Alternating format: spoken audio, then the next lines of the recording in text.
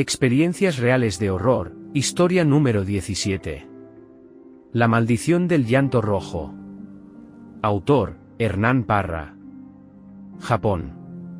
Desde que bajé del avión, supe que este país tenía algo diferente. No era solo la limpieza o la precisión con la que todo funcionaba. Era un silencio.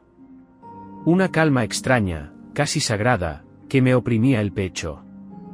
Yo, Mark Wayace, empresario exitoso, dueño de una cadena internacional de tecnología médica, había venido por negocios, cerrar un contrato con una empresa japonesa.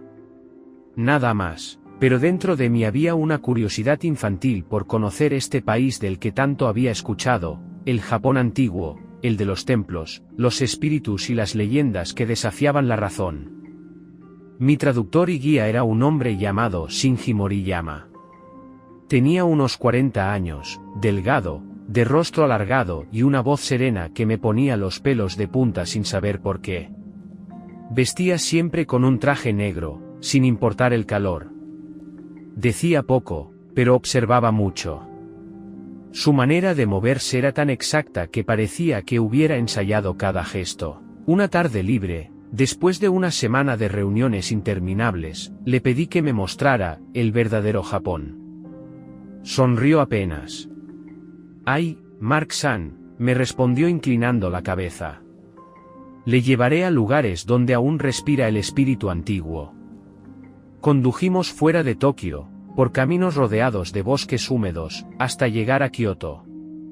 Allí, la historia parecía colgar del aire. Visitamos templos conocidos, el Kinkaku-ji, el Templo Dorado, que brillaba bajo el sol como si ardiera en oro líquido, el Fushimi Inari Taisha, con sus miles de torii rojos que formaban túneles interminables hacia la montaña, y el Kiyomizudera, construido sobre pilares de madera sobre una colina, desde donde se veía toda la ciudad. Me sentía fascinado. Y al mismo tiempo, incómodo. En cada templo había algo que no podía explicar, una sensación de que alguien me observaba, de que los ojos tallados en las estatuas seguían mis pasos. ¿Crees en los kami, Shinji?, le pregunté mientras caminábamos entre los cerezos marchitos. Todos los hombres creen en algo, Mark-san. Aunque no lo admitan. Su respuesta me dejó frío. Aquí, los kami nunca se van. Cuando el día comenzaba a caer, Shinji me dijo que quería mostrarme un templo poco visitado, al sur de Kioto. Lo llamó Nureon-naji, el templo de la mujer que llora. No lo encontré en ningún mapa turístico. El camino era angosto, rodeado de bambú y de un silencio denso. El templo era pequeño, abandonado a primera vista. Las lámparas de piedra estaban cubiertas de musgo, y el viento hacía sonar las campanas colgantes con un lamento metálico. Dentro, apenas había luz. Solo un altar central, y una estatua de una mujer arrodillada, con las manos en el rostro. La piedra era gris, pero algo rojo caía desde sus ojos y se deslizaba por las mejillas, lágrimas de sangre seca. Sentí un escalofrío recorrerme la espalda. «¿Qué es esto?», pregunté, acercándome con cautela. Shinji bajó la mirada. La noche en que decidí hacerlo, la lluvia caía con una precisión hipnótica sobre Kioto.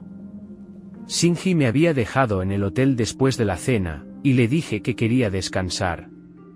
Mentí. Esperé a que todo quedara en silencio. Tomé el abrigo más oscuro que tenía y salí en un coche alquilado, siguiendo el camino que recordaba de nuestra visita al Nureon-naji, el templo oculto en el bosque. La carretera se volvió cada vez más estrecha.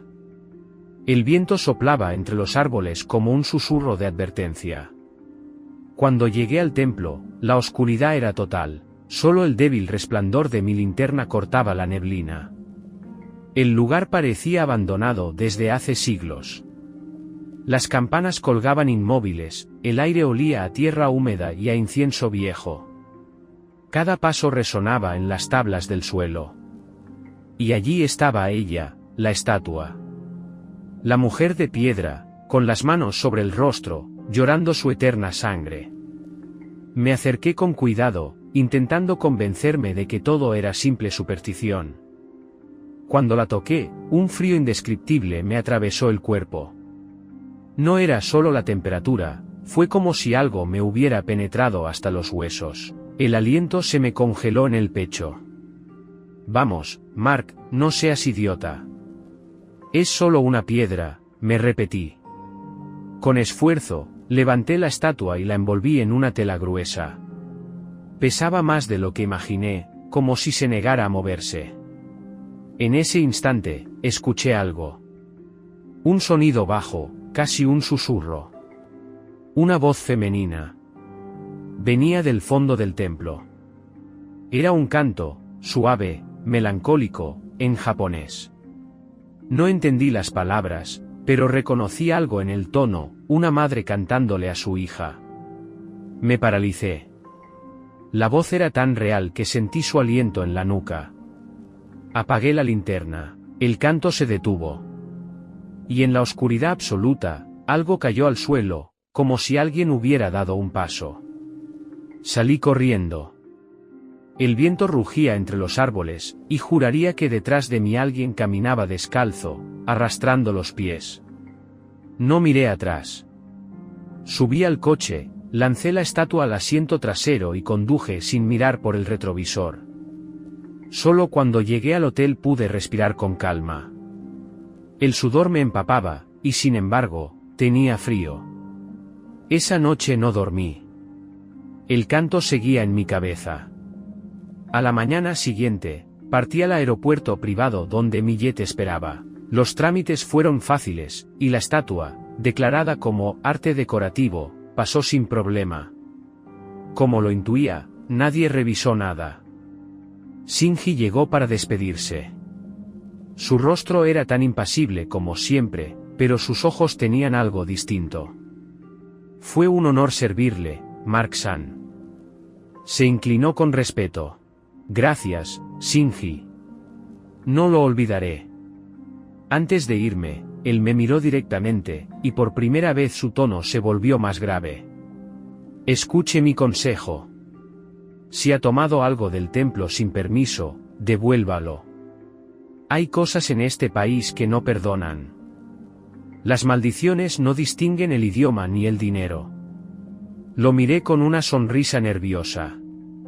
No he tomado nada, Shinji. No se preocupe. Él asintió lentamente. Entonces está a salvo. Cuando me di la vuelta para subir al avión, lo escuché murmurar algo en japonés, en un tono tan bajo que apenas entendí una palabra. Karewashiranai, jaja no reikon ni sabata. No sabe en qué problema se ha metido, con el espíritu de una madre enojada. Sentí un escalofrío recorrerme la espalda. Lo ignoré. Subí al avión, pedí whisky y observé cómo el suelo japonés se alejaba bajo las nubes. Mientras el jet cruzaba el cielo hacia Los Ángeles, pensé que había hecho el negocio del siglo. Nadie más tenía una pieza como esa. Pero algo, dentro del compartimento donde guardé la estatua, comenzó a vibrar suavemente, como si algo respirara ahí dentro. No quise abrirlo. Solo me serví otro trago, sin notar que del borde de la caja, invisible a los demás pasajeros, una gota de líquido rojo comenzó a deslizarse lentamente hacia el suelo del avión. El vuelo transcurría en silencio. Los motores del jet privado zumbaban con ese tono constante que suele adormecer a cualquiera, pero yo no podía dormir. No desde que despegamos. Había algo en el aire, algo que no era solo turbulencia. El piloto había anunciado que sobrevolaríamos una corriente inestable antes de llegar a mitad del Pacífico, pero eso no explicaba el frío que me envolvía, ni el peso invisible que sentía sobre los hombros. Pedí un café, intentando mantener la mente ocupada. Pero incluso el aroma del café se sentía distinto, como si todo tuviera un olor metálico, denso, como sangre. A mi lado, la caja con la estatua reposaba bajo una manta. Cada tanto, juraría sentir una leve vibración, como si algo dentro palpitara, vivo. Me repetí que era solo el movimiento. Intenté ignorarlo. Pero entonces lo escuché. Esa voz. Suave. Femenina. Cantando el mismo tono que había oído aquella noche en el templo. El sonido venía de la parte trasera del avión, donde estaban los baños. Me levanté despacio, mirando a la única azafata a bordo, que dormía en su asiento con los audífonos puestos. Avancé por el pasillo. El canto se hizo más claro, envolvente, casi maternal. La melodía era triste, pero algo en ella dolía, como un lamento antiguo. Me detuve frente a la puerta del baño. La luz parpadeó. La voz ahora sonaba detrás de mí. Giré. Y allí, en la penumbra del pasillo posterior, la vi. Una mujer alta, delgada, de cabello negro y largo, tan oscuro que absorbía la poca luz que había. Su rostro era pálido, sus ojos hundidos. Llevaba un kimono blanco manchado con sombras, y en sus brazos, una niña pequeña. La niña tenía el rostro inexpresivo, los ojos abiertos de par en par. Me miraba con una mezcla imposible de tristeza y furia. La mujer susurraba algo en japonés, sin mover los labios. El aire se volvió espeso, helado. La niña bajó lentamente de los brazos de la mujer y comenzó a caminar hacia mí. Sus pies descalzos golpeaban el suelo del avión con un sonido seco, irregular. A cada paso, su expresión cambiaba, la mirada perdida se torció en una mueca de rabia pura. Yo no podía moverme. El corazón me golpeaba el pecho con violencia, y cada músculo parecía petrificado. Cuando la niña extendió una mano hacia mí, su piel se agrietó como piedra. Y justo entonces, una voz humana me despertó del trance. Señor Wayase, por favor, siéntese, dijo la azafata, tocándome el hombro. Vamos a entrar en una zona de turbulencia. Giré de inmediato hacia ella, jadeando. ¿La vio? Pregunté. ¿A quién, señor? Me miró confundida. Volví a mirar hacia el fondo del avión. No había nadie. Solo la luz parpadeando sobre el pasillo vacío. Me senté en mi asiento, con las manos temblando. La azafata pasó a asegurar los compartimientos mientras el avión se sacudía ligeramente. Yo no podía apartar la vista de la caja. Entonces, lo oí. No era una vibración. Era un sonido rítmico, constante, húmedo. Latidos. La estatua, latía, cada golpe resonaba dentro de mi cabeza, más fuerte, más profundo. Sentí que el ritmo se sincronizaba con mi propio corazón. Era como si algo dentro de la caja estuviera respirando conmigo, usando mis pulmones, mi sangre, mi miedo. Me cubrí la cara con las manos, intentando calmarme. Pero cuando cerré los ojos, volví a verlos, la mujer y la niña, de pie, en el fondo del pasillo, mirándome desde el límite de la oscuridad. El avión tembló con fuerza. Las luces se apagaron por un segundo. Y en esa breve oscuridad, juraría haber oído la voz de la madre, más cerca que nunca, susurrando justo detrás de mi oído, Watashi no kodomo o kaese. Devuélveme a mi hija. La luz volvió, y la caja dio un golpe seco bajo el asiento, como si algo dentro hubiera intentado salir. Me quedé inmóvil. No sabía si el avión seguiría volando mucho más. Solo sabía que la maldición había despertado, y ahora, estaba viajando conmigo. No recuerdo el momento exacto en que me dormí. Quizá fue después de aquella última turbulencia o del último trago que me obligué a beber para calmar los nervios. Solo sé que, de pronto, no estaba más en el avión. El aire olía a humedad y a incienso. Frente a mí, bajo la luz pálida de la luna, se alzaba el templo Nureon-Naji, igual que aquella noche en Kioto. Todo estaba exactamente como lo recordaba, el musgo, las lámparas de piedra, el sonido lejano del agua, y el silencio. Caminé hacia el interior del templo, sintiendo que mis pasos eran demasiado ruidosos, como si interrumpieran algo sagrado. Allí, frente al altar, estaba ella. La mujer. Alta, delgada, de cabello largo y negro que caía como un velo. Lloraba de rodillas frente a la estatua, la misma que yo había robado. Pero ahora, la piedra se veía diferente, más viva, más cálida, como si respirara. La mujer hablaba en japonés, sus palabras suaves y rotas. Y, de algún modo, yo las entendía. Mi hija, mi pequeña, ¿por qué te llevaron? Sollozaba. Te prometí que no te dejaría sola. Te lo prometí. Sus manos acariciaban la estatua con una ternura que desgarraba. Cada palabra me traspasaba el pecho. Sentía su dolor como si fuera mío. Era el llanto de una madre, de una pérdida tan profunda que había podrido su alma. Intenté acercarme, pero el suelo del templo comenzó a temblar. Ella se incorporó lentamente, girando hacia la salida. «¡Espera!», grité, corriendo detrás de ella. La seguí hasta el exterior. La noche era espesa, y una niebla densa cubría el bosque. Frente a nosotros había un puente de madera, suspendido sobre un río oscuro. La mujer caminó hasta el centro del puente. «No lo hagas», le grité. Pero ella se volvió hacia mí. Su rostro había cambiado. Sus ojos ya no eran humanos. Eran negros, sin pupilas, y su piel comenzó a agrietarse como piedra viva. Su voz se volvió un rugido antiguo, una mezcla de furia y dolor. «Kaese sore o, kaese. Watashi no musume o kaese. Devuélvela, devuélveme a mi hija. Devuelve lo que me quitaste». «Yo, no entiendo», tartamudeé. Entonces saltó.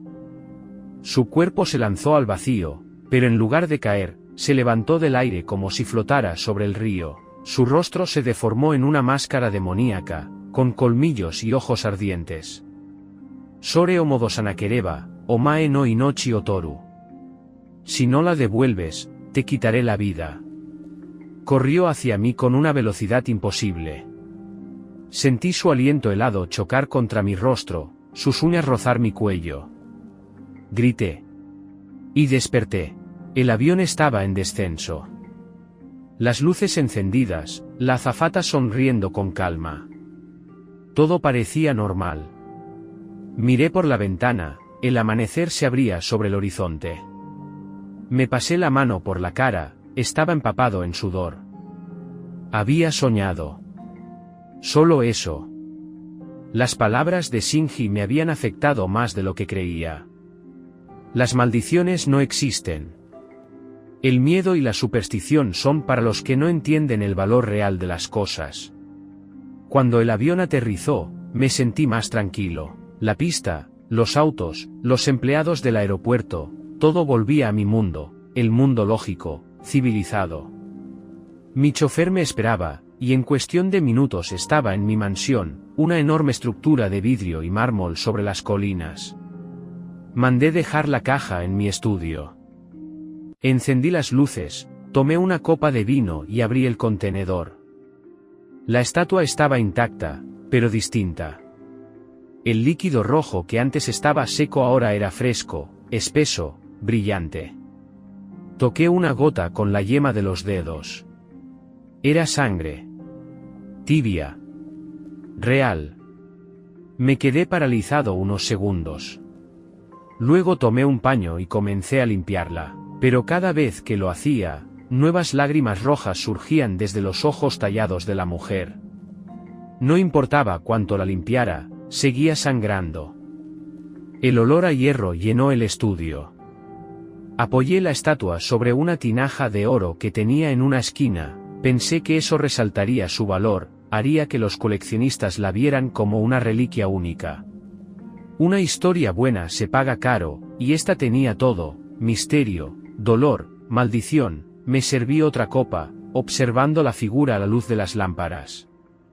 Las gotas rojas caían lentamente en el oro, dibujando líneas que parecían moverse por sí solas. «Tranquila», susurré, medio riendo. «Ahora eres mía». Pensé en a quién podría venderla sin llamar la atención, en cuánto podría sacar por ella. El miedo era irracional, supersticioso. El dinero, en cambio, era real. Pero aun mientras hacía cálculos, sentí que algo me observaba desde la estatua.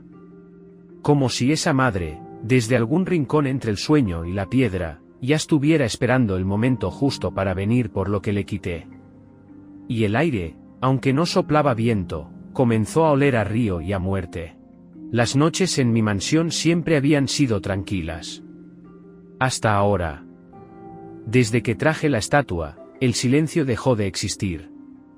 A veces, mientras trabajaba en mi estudio, creía escuchar pasos suaves en el pasillo, o el sonido de un suspiro cerca de la ventana. Pero lo peor comenzó 3 días después. Esa noche, mientras revisaba mis correos, oí el primer llanto. Era tenue, casi como si viniera del fondo de la casa. Una voz femenina, quebrada, sollozando algo que no entendía. Apagué el equipo y me quedé inmóvil. El llanto se transformó en palabras. Japonesas. No conocía todas, pero reconocí una de ellas, Musume. Hija. El sonido provenía del estudio. Encendí la luz, temiendo lo que iba a encontrar. La estatua seguía allí, sobre la tinaja de oro. Pero, las lágrimas de sangre caían más rápido, golpeando el metal con un ritmo que parecía un lamento en sí mismo. El aire estaba helado, el reloj se había detenido a medianoche. Me obligué a hablar, a desafiar el miedo. No eres real, susurré. No existes. Pero entonces, la estatua emitió un sonido, un crujido leve, como si la piedra respirara. Salí del estudio. Cerré la puerta. Esa noche, dormí con una lámpara encendida, pero aún así, seguí escuchando el llanto, desde el otro lado del pasillo, como si la mujer caminara frente a mi habitación repitiendo un nombre que no lograba comprender.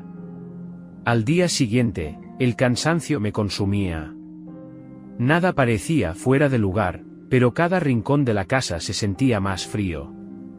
Me dije a mí mismo que todo era culpa del estrés, del miedo irracional, hasta que sonó el teléfono. Eran las 2 de la madrugada. Miré el identificador, número desconocido. Contesté. Al principio, solo se oía estática. Luego, una voz. Una voz de mujer, cantaba. La misma canción que había escuchado en el templo, y luego en el avión. Suave, melancólica, imposible. Me quedé paralizado, con el teléfono temblando en mi mano. El canto fue haciéndose más y más fuerte, distorsionándose, hasta que un grito desgarrador, agudo, inhumano, atravesó el auricular. Lo lancé contra el suelo. El sonido se cortó. La casa volvió al silencio. Pero cuando alcé la vista hacia la puerta del estudio, no estaba solo. Allí, de pie en el marco de la puerta, estaba la mujer. Su figura era alta, blanca, su cabello negro cubría medio rostro. Y junto a ella, tomada de la mano, la niña. La misma del avión. La misma de mis sueños. No podían estar ahí. Pero estaban. Ambas me observaban en silencio, y el aire se volvió espeso, irrespirable. La niña dio un paso adelante. Su piel era gris, sus ojos vacíos, y cuando habló, lo hizo en un japonés que entendí perfectamente. Llévame con mamá. Su voz era suave, dulce. Pero después, sonrió. Una sonrisa torcida, antinatural, llena de odio. Saltó hacia mí, rápida como un animal. Sentí su boca morder mi mano, sus dientes clavarse hasta el hueso. Grité. El dolor fue real, caliente, insoportable. Y entonces, todo desapareció. La mujer, la niña, el aire helado. Solo quedaba mi estudio, vacío, y yo jadeando en medio del silencio. Miré mi mano. La piel estaba intacta, pero había una marca oscura, una cicatriz fresca, del tamaño de una mordida infantil. Caí al suelo, temblando. Ya no podía negarlo. Era real, la maldición. La mujer. La niña. Todo estaba siguiéndome. Pensé en llamar a Shinji. Quizás él sabría qué hacer, quizás entendería lo que estaba ocurriendo. Pero, ¿y si sospechaba? ¿Y si me acusaba de haber robado la estatua? Me quedé indeciso. Y entonces, el teléfono volvió a sonar. Esta vez, el número no era desconocido. En la pantalla solo se leía un nombre, Shinji Moriyama. El corazón me dio un vuelco. Tomé el auricular con la mano temblorosa, la misma que la niña había mordido. ¿Shinji? Susurré. Del otro lado, su voz calmada, distante, respondió, Mark-san, sabía que me llamaría pronto. El aire del estudio se volvió gélido. Las luces titilaron una vez. Y entendí que él ya sabía lo que estaba ocurriendo. Mark, dijo Shinji. Sé lo que hiciste. El silencio se apoderó de mí. Sentí que la sangre me abandonaba el cuerpo. ¿De qué hablas? Balbuceé. De la estatua. La robaste del templo, y ahora esa cosa te seguirá donde vayas. Tragué saliva. No sé cómo lo supo, pero Shinji hablaba con una certeza que me helaba el alma. ¿Cómo lo sabes? Pregunté. El día que te vi en el aeropuerto, respondió con voz baja, detrás de ti estaban ella, y la niña. Las vi. Eran sombras, pero las reconocí. La maldición ya te eligió, Mark. Y no hay forma de escapar, a menos que la devuelvas. Mis manos sudaban. La habitación estaba en penumbra, y la estatua, sobre el escritorio, parecía observarme. ¿Qué debo hacer? Dije finalmente. Volver a Japón, respondió Shinji sin dudar. Llévala de regreso al templo. Déjala exactamente donde estaba. Pide perdón. Haz una ofrenda de amor y redención al espíritu de la niña y su madre. Si lo haces bien, la maldición podría liberarte. Su voz sonó firme, pero también distante, como si hablara desde otro mundo. Me quedé mirando la estatua, ese objeto que parecía sangrar cada vez que lo tocaba. Está bien, le dije. Lo haré. Colgué y me quedé inmóvil. Por primera vez, sentí una pequeña esperanza. Quizás, si hacía lo correcto, todo terminaría. Tomé una caja de madera, la forré con tela roja y comencé a preparar el embalaje. Fue entonces cuando sonó otro teléfono, el del escritorio. No era Shinji. Contesté. Una voz ronca, elegante, pero con un timbre perturbador me habló. Señor Mark, tengo entendido que posee una pieza única. Una estatua japonesa, muy antigua. Estoy dispuesto a ofrecerle $50 millones por ella. Sentí un escalofrío. Nadie sabía que tenía la estatua. ¿Cómo consiguió mi número?, pregunté. Digamos que tengo contactos en el aeropuerto. Me informaron de lo que llegó en su equipaje privado. La voz hizo una pausa. Luego añadió, esa estatua no debería estar en su poder. Pero si me la entrega esta noche, puedo hacer que desaparezca, y usted no volverá a sufrir. Por un instante, pensé que ese hombre sabía lo de la maldición. Quizás si la vendía, el espíritu pasaría a él. Quizás todo terminaría. Acepté. Esa misma noche conduje mi coche hasta una dirección que me indicó. Era una mansión vieja, en las afueras de la ciudad, sin luces, con una gran puerta de hierro oxidado. El aire era espeso, pesado, como si algo invisible me vigilara. Apagué el motor. El sonido del viento arrastró un susurro, una voz femenina que reconocí al instante, devuélvela. Tragué saliva, sostuve la caja con ambas manos y caminé hacia la puerta. Creí que estaba entregando una estatua. No sabía que lo que llevaba era el corazón de un espíritu furioso. Al entrar, un sirviente de rostro inexpresivo me condujo por un largo pasillo lleno de vitrinas.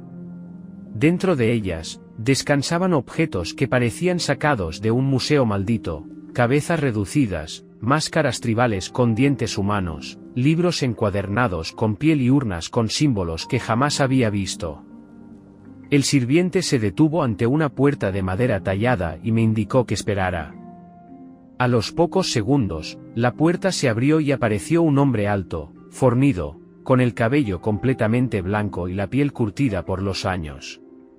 Tendría unos 70, quizá más. Sus ojos eran oscuros y su mirada, inhumana. Señor Mark, dijo con voz profunda, he esperado mucho por esto. Le tendí la caja. El hombre la tomó con cuidado y la colocó sobre una mesa cubierta con un paño de terciopelo rojo. Cuando la abrió, sus ojos brillaron con fascinación. Magnífica, susurró. Pero, ¿qué es esto?, preguntó al ver la tinaja de oro bajo la estatua. Un detalle que le añadí, respondí con una sonrisa nerviosa. La estatua llora sangre. El hombre me miró fijamente, y por primera vez vi una sonrisa deformar su rostro. ¿Sangre, de verdad? No alcancé a responder. La estatua, justo en ese momento, comenzó a llorar. Una gota gruesa y roja cayó desde su rostro hasta la mesa, extendiéndose lentamente. El hombre soltó una risa de satisfacción que me heló los huesos. Es perfecta, dijo con los ojos desorbitados. Absolutamente perfecta. Abrió un maletín lleno de fajos de billetes y lo empujó hacia mí. El trato está hecho. Tomé el dinero con manos temblorosas. No quise mirar atrás cuando el hombre se inclinó sobre la estatua, acariciándola como si fuera un ser vivo. Salí de la mansión tan rápido como pude. Al llegar a mi casa, cerré las puertas y solté una carcajada nerviosa. Sentía una liberación inmensa, como si hubiera dejado atrás el peso de la maldición. Ya no eres mi problema, murmuré entre risas. Ahora él cargará contigo. Me serví un trago. Estaba eufórico. Creí que, por fin, todo había terminado. Hasta que el teléfono volvió a sonar. Contesté. Mark, era la voz de Shinji. Mi cuerpo se paralizó. ¿Shinji? Hiciste algo muy estúpido, dijo con tono grave. Vender la estatua no te libera de la maldición. La sangre sigue contigo. Sentí que el aire se volvió pesado. ¿Cómo sabes que la vendí?, pregunté, aterrado. Shinji soltó una risa amarga, casi dolida. Porque sé cómo funcionan las maldiciones, dijo, y la llamada se cortó de golpe. El silencio fue absoluto. Solo se oía el tic-tac del reloj, hasta que sentí un frío que me atravesó. Levanté la mirada, y allí estaba. La mujer japonesa, la misma del sueño, de la visión en el avión, estaba frente a mí. Su cabello largo y negro goteaba como si acabara de salir del agua. Sus ojos eran dos pozos vacíos, llenos de odio. Yamenaito, Korosuzo, susurró con una voz que no parecía humana. Si no devuelves la estatua, te mataré. Su rostro se distorsionó en una mueca de furia y me lanzó por los aires con una fuerza imposible. Mi cuerpo golpeó la pared, el dolor me dejó sin aliento. Ella avanzó lentamente, su silueta parecía desvanecerse y reaparecer en la oscuridad. Cáese, cáese, repetía una y otra vez. Devuélvela, devuélvela, grité. Intenté correr, pero el miedo me paralizaba. La habitación se llenó de un olor a hierro y agua podrida. La figura se inclinó sobre mí, y sentí su aliento helado en mi rostro. Suji Waomae no Shinzda, murmuró antes de desvanecerse. El siguiente será tu corazón, me quedé jadeando, solo, con el cuerpo entumecido y la certeza de que la maldición no se había ido, sino que apenas comenzaba. No recuerdo cómo logré dormir aquella noche. Entre el miedo, el cansancio y el dolor del golpe, mi cuerpo terminó por rendirse. Pero el descanso fue un espejismo. Soñé con fuego, con el sonido de gritos y el llanto de una niña mezclado con el crepitar de las llamas. Cuando abrí los ojos, el amanecer apenas iluminaba la habitación. Encendí el televisor para distraerme y fue entonces cuando lo vi. Terrible incendio en las afueras de la ciudad. Al menos 5 personas fallecidas. Las imágenes aparecieron, una mansión calcinada, humeante, rodeada de ambulancias y policías. Reconocí de inmediato aquella estructura, la mansión del coleccionista. Se me heló la sangre. El presentador continuó diciendo que las causas del incendio eran desconocidas, pero que el fuego había comenzado en el salón principal. Solté el vaso de agua que tenía en la mano. No, no puede ser, susurré. Tomé las llaves del auto y conduje sin pensar.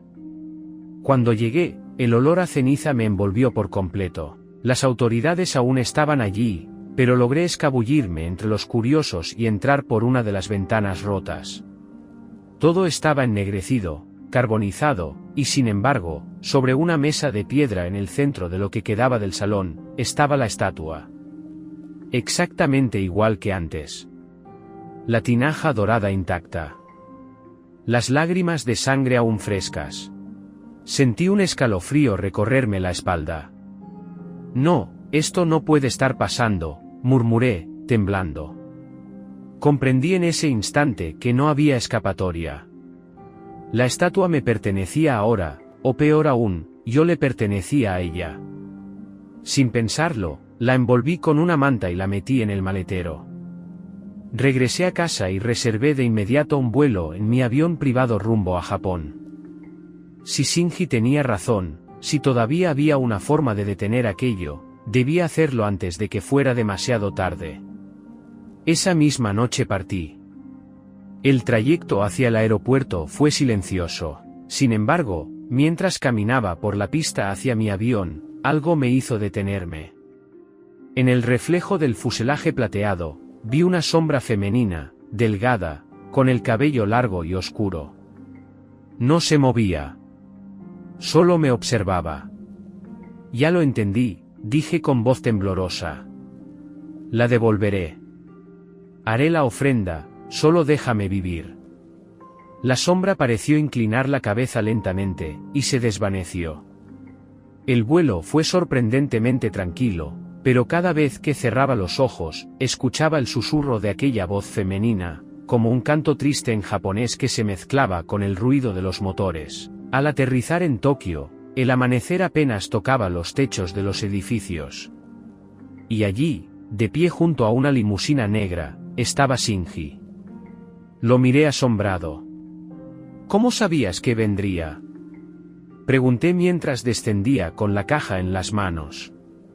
Él me observó con una expresión seria, casi triste. El espíritu me lo dijo, respondió. En mis sueños. Dijo que vendrías, y que todavía tienes una oportunidad. Tragué saliva.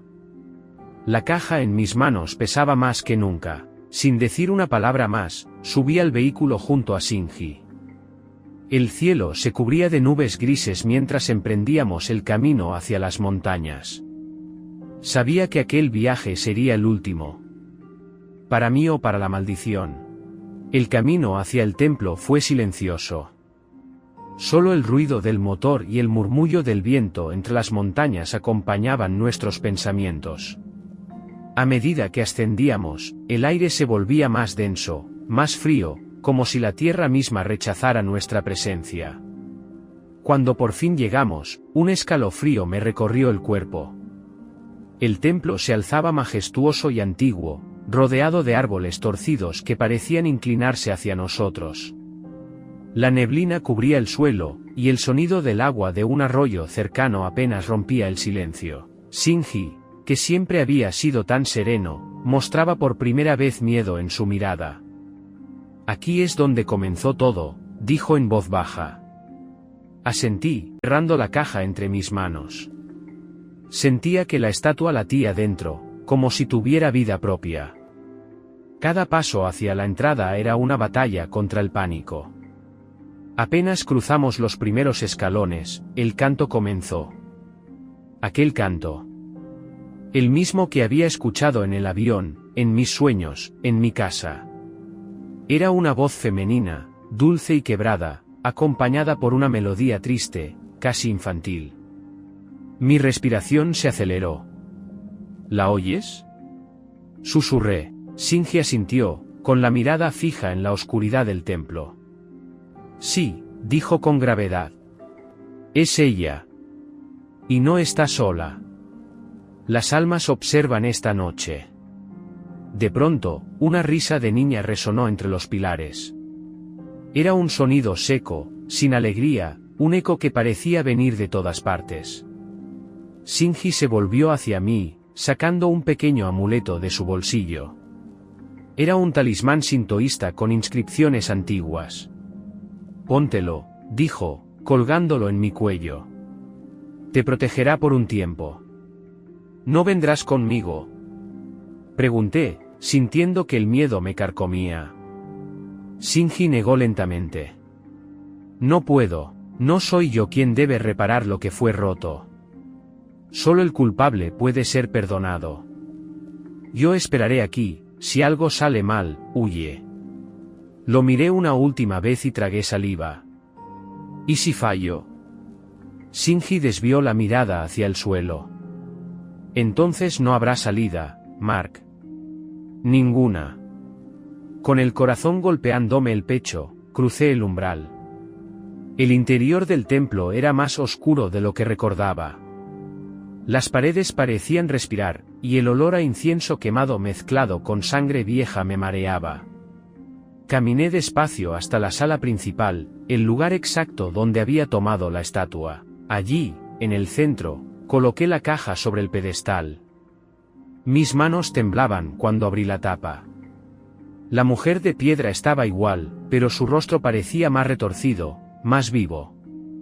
Dejé la tinaja de oro como ofrenda, junto a las pequeñas esencias que Shinji me había entregado, pétalos de loto seco, ramas de sakaki y un trozo de seda blanca. Encendí las esencias y el humo subió lentamente, formando figuras en el aire. Respiré hondo y comencé la oración en japonés, con la voz temblorosa. Kayurushite kudasai, nusunda koto okai shiteimasu. Jaja no kanashimi o barata koto kuiteimasu. Por favor, perdóname, me arrepiento de haber robado. Me arrepiento de haberme burlado del dolor de una madre. Las lágrimas me corrían por el rostro. No sé si por culpa o por miedo. Al terminar, tomé la estatua entre mis manos y la besé 3 veces, tal como sentí que debía hacerlo. Fue mi error. El aire cambió de inmediato. Las velas se apagaron y un viento gélido recorrió el templo. El humo se arremolinó en espiral, y un grito desgarrador surgió desde el fondo, tan profundo que sentí que me partía los oídos. «Llámete chilló la voz. «Detente». La estatua se partió en 2, y del interior brotó un torrente de sangre espesa que cubrió el suelo. Corrí. Corrí con todas mis fuerzas hacia la salida. Shinji me esperaba afuera, con los ojos abiertos de par en par. «Mark.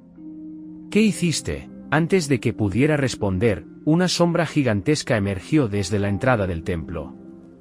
Era la forma de una mujer, pero sus brazos eran alargados, su rostro deformado por el odio y la pena. «KSEE». Rugió la voz del espíritu. «Devuélvela».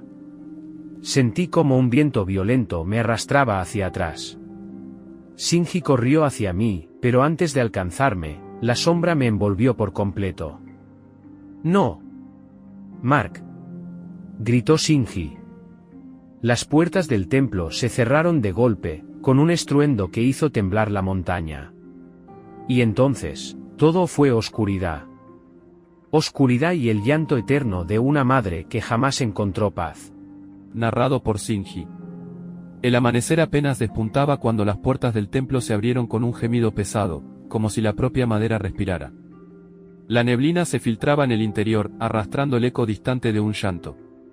Avancé con cautela, sosteniendo mi amuleto, temeroso de lo que pudiera encontrar. Todo estaba tranquilo. Demasiado tranquilo.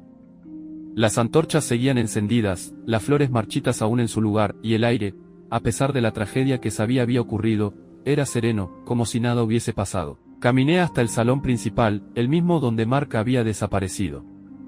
Al entrar, el corazón se me detuvo. La estatua ya no era la misma. Aquella figura maldita de la madre llorando ahora sostenía en brazos a una niña, ambas fundidas en un abrazo eterno, sus rostros reflejando una paz que antes no tenían. Pero no era eso lo que me heló la sangre. A su lado, de rodillas, estaba Mark. O lo que quedaba de él.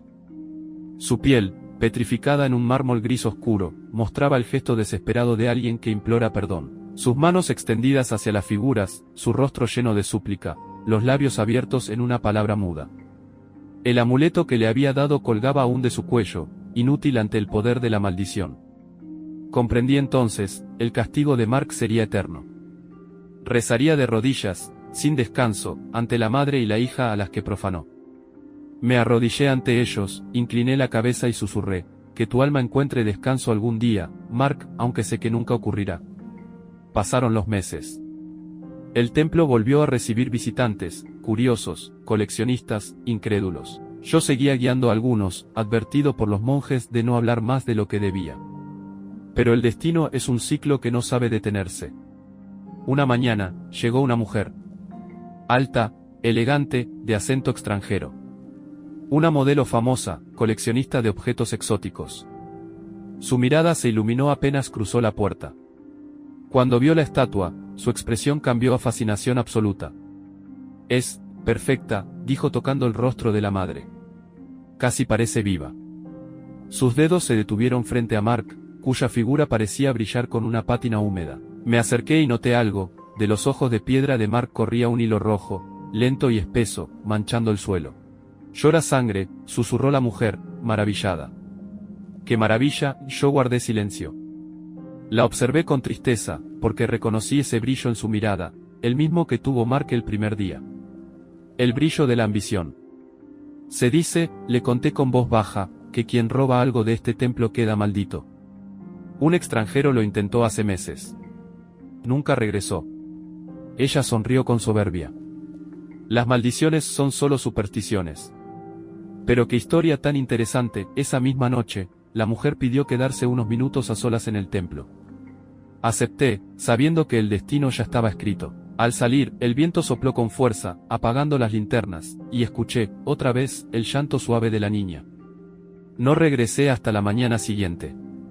La estatua seguía allí, pero algo había cambiado, el rostro de la madre parecía sonreír, y en el suelo, junto a Mark, descansaba un pequeño pendiente de oro, el mismo que llevaba aquella mujer. Respiré hondo y cerré los ojos. La maldición seguía viva.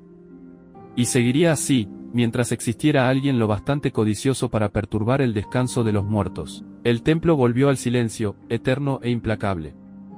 Y Mark, convertido en piedra, continuó llorando sangre.